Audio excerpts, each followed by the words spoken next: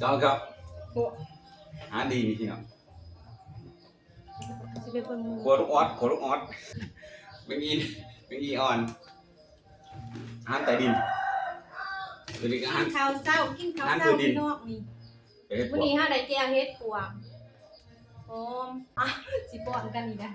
อันนี้แมงอีแมงจักจันอ่อนแมงอีอันนี้ทุเรียนจำบัวแล้วกินกามเฮากับที่นี่อันนี้ยัดไปกินข้าว2คนเมียมะเร็งมันหลายๆมักแตงแนวกินกับแจวมาเด้อพี่น้องมาเด้อมากินข้าวเด้ออาหารดีมื้อนี้มีแต่อาหารแซ่บๆแกงเฮ็ดปวกครั้งแรกของปีกำลังเริ่มได้กินนี่ก็จะกินโดนแหละแต่ว่าอยู่นี่บ่ได้กินน้ำเขาป้าฝากมาให้ป้าให้หลายเติบแซ่บบ่พอ เฮ็ดปวกดง เฮ็ดปวกลงเฮ็ดปวกสวนกาแฟแซ่บบ่แซ่บได้แมงมันซอยกันนะ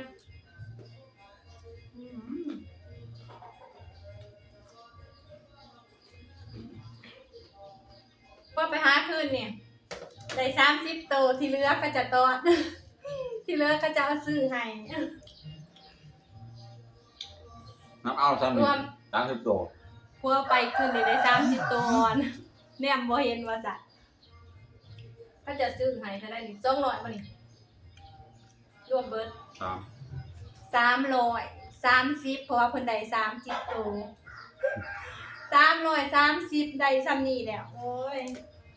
คันข่อยไปบ่ส่งสิเห็น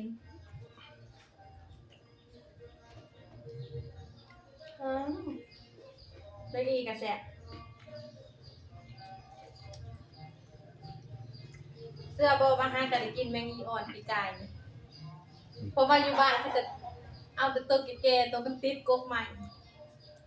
เคยกินแต่แบบนั้นแต่น้อยจนเฒ่ากำลังได้กินปีกายแล้วก็ปีนี้ปี2แมงอีอ่อนๆแซ่บๆ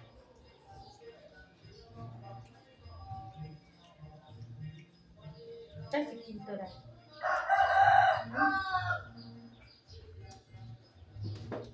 เป็นแนวค่ะกินทาได้ไปปิ้งค่ะ